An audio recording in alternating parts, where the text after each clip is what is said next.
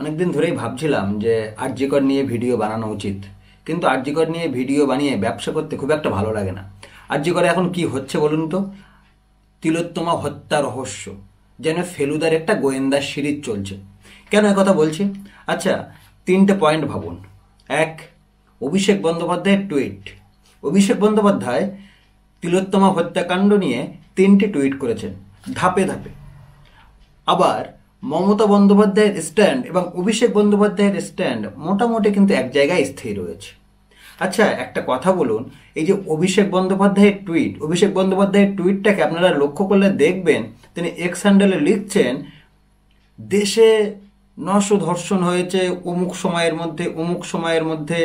আসলে এই যে কথাগুলো তিনি বললেন টুইট করে, তিনি দেশের ধর্ষণের সঙ্গে এই ঘটনাটাকে অ্যাটাচ করতে চাইলেন, অর্থাৎ আন্দোলনটাকে বৃহৎ আকারে নিয়ে যেতে চাইলেন। অভিষেক বন্দ্যোপাধ্যায়ের একটা জিনিস খুব ভালো লাগে আমার, জানেন তো কোনটা? জানেন, অভিষেক বন্দ্যোপাধ্যায় যেটা ভাবেন সেটা করে দেখান। এটা কিন্তু অভিষেক বন্দ্যোপাধ্যায়ের খুব একটা ভালো লক্ষণ। কেমন? Diamond Harbour model. 100 দিনের কাজের টাকা দিচ্ছে না কেন্দ্র, আমি দেবো। বাধ্য হয়ে কিন্তু রাজ্য সরকার সেই টাকা দিতে হয়েছিল। ফলে অভিষেক বন্দ্যোপাধ্যায় নিজে যেটা ভাবেন সেটা রাজ্য পরে ভাবে, এটা বলা যেতে পারে। আবার এটাও তো হতে পারে অভিষেক বন্দ্যোপাধ্যায় জেনে বুঝে সুচারুভাবে আন্দোলনটাকে দেশের টোটাল যে ধর্ষণ তার সঙ্গে অ্যাটাচ করতে চাইলেন এবং তিনি উল্লেখ করলেন কড়া আইন আনা চাই, সেখানে আইনের মাধ্যমে কঠোরতম শাস্তি হওয়া উচিত। আসলে এই যে কঠোরতম শাস্তির দাবি, আন্দোলনটাকে দেশের সঙ্গে অ্যাটাচ করে দেওয়া, দৃষ্টি ঘোরানোর চেষ্টা, সবই ঠিক ছিল।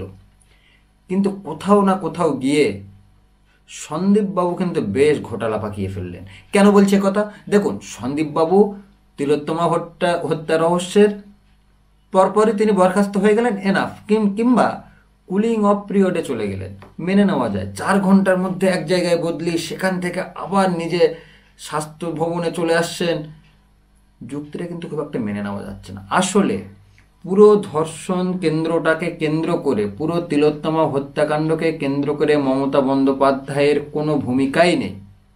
কিন্তু মমতা বন্দ্যোপাধ্যায়কে দায় নিতে হচ্ছে কেন বলুন তো?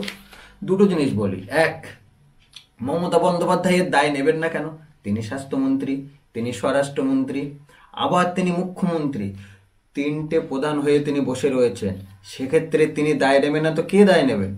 এখন বলা যেতে পারে এই ঘটনাগুলো সূক্ষ্মভাবে জুড়লে কি হচ্ছে জানেন তো? ডাক্তাররা সাধারণত কোনো আন্দোলনে নামে না। ডাক্তার, মাস্টার, এরা কোনো আন্দোলনে নামে না। এরা জানে যা হচ্ছে হোক, আমরা ঠিক বেতন পেয়ে যাই, আমাদের ঠিক আমরা ছুটি ফুটি ইত্যাদি ইত্যাদি, আমরা সুখে স্বাচ্ছন্দ্যে থাকি। যখন ডাক্তাররা আন্দোলনে নেমে গেছে, তখন কিন্তু মমতা বন্দ্যোপাধ্যায় একটু হলেও টেনশনে ভিতরে তাকে থাকতে হয়েছে। কেন? মমতা বন্দ্যোপাধ্যায় নিজে জানেন যে তিনি যেটা করছেন, তিনি যেটা ভাবছেন, সেটা সবসময় তার পক্ষে যাচ্ছে না। আর যাবেই বা কি করে? একদিকে সায়ন্তিকা গিটার হাতে টুং করে যাচ্ছে, একদিকে ঋতুপর্ণা শাঁখ একদিকে, ফুঁ একদিকে হয়ে যাচ্ছে। আবার ধরেন রচনা ব্যানার্জি চোখে জল টল লাগিয়ে এসে কান্নাকাটি করতে বসে যাচ্ছে। আসলে অ্যাক্টিং জগৎ থেকে রাজনীতিতে আসলে যা হয় তাই হচ্ছে, পুরোটাই অ্যাক্টিং। মানুষ বুঝতে পারে সোশ্যাল মিডিয়ার সময়। আপনারা কেন বোঝেন না যে সোশ্যাল মিডিয়ার সময়ে যা করা হবে সেটাই ভাইরাল? এবার মমতা বন্দ্যোপাধ্যায়ের উপর সব দায় গিয়ে পড়ছে। তিনি চলে যাচ্ছেন সুপ্রিম কোর্টে, কপিল সিব্বলকে উকিল করে দাঁড় করিয়ে দিচ্ছেন। সুপ্রিম কোর্ট একের পর এক কষিয়ে থাপ্পড় দিচ্ছে। কিন্তু মমতা বন্দ্যোপাধ্যায়ের, আবার বলছি, কোনো দোষ নেই, কিন্তু সব দায় তাকে নিতে হচ্ছে। ধর্ষণ কাণ্ডের অভিযুক্ত বলেও এখনো সাব্যস্ত হননি। সিবিআই হেফাজতে আছেন সন্দীপবাবু। তিনি কিন্তু বারবার বলছেন বিচার চলছে। আচ্ছা, এই যে বিচার চলছে তিলোত্তমা হত্যাকাণ্ড নিয়ে, আসলে তিলোত্তমা যে মারা গেল, সে যে ধর্ষিতা হলো, সে যে একটা খুব নৃশংস একটা হত্যা রহস্যের কেন্দ্রবিন্দুতে দাঁড়িয়ে থাকলেন, ব্যাপারটা কিন্তু এরকম জায়গায় নেই। আর একে বাংলাদেশের এই ঘটনা ঘটেছে শেখ হাসিনার, সেখান থেকে ধীরে ধীরে সবে বাংলাদেশ শান্ত হতে চলেছে, এমন সময় এখানে একটা ঘটনা। ফলে ওই আন্দোলনের একটা আঁচ কিন্তু এখানে এসে পড়েছে, সেই আঁচে ফুটছে আরজি কর। আর আরজি করের এই হত্যা রহস্য, যেটা ডাক্তারদেরকে মূলত নাড়িয়ে দিয়েছে, ডাক্তারদের, জুনিয়র ডাক্তার, নার্স থেকে শুরু করে টোটাল স্টাফ, তারা কিন্তু বেশ আন্দোলনে জোর দিচ্ছে।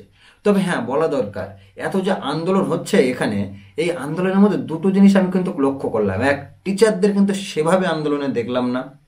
আর দুই, ইউটিউবার যারা যারা সোশ্যাল মিডিয়ায় কাজ করে, তারা কিন্তু বেশ আন্দোলনে নেমেছে। আচ্ছা, শিক্ষকরা কেন আন্দোলনে আসলো না? অনেকদিন ধরে ওরা আন্দোলন করছে তো ডিএটিএ নিয়ে, সেভাবে ওরা আর কি জোর পাচ্ছে না। কিন্তু প্রত্যেকটা মানুষ কিন্তু আন্দোলনে নেমেছে, শিক্ষকরা হয়তো নেমেছে, সেটা সেভাবে মিডিয়ায় আসছে না। আপাতত সেই খবরটা যখন আসবে তখন জানাবো। কিন্তু আরজিকরকে কেন্দ্র করে যে হত্যা লীলাকে কেন্দ্র করে, যে রহস্যটাকে কেন্দ্র করে এই আন্দোলনগুলো চলছে, এই আন্দোলনের অভিমুখটাকে কিন্তু অভিষেক ব্যানার্জি বারবার করে ঘুরিয়ে দিতে চাইছেন।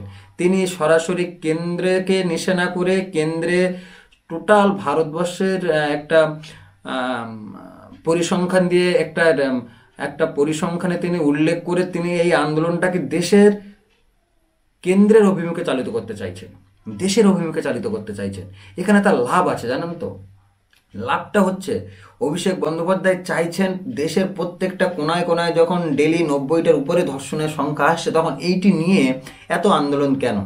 পুরো আন্দোলন, পুরো ব্যাপারটা নিয়ে আন্দোলন করা হোক, এবং 50 দিন তার মধ্যে একটা দোষী সাব্যস্ত করা হোক।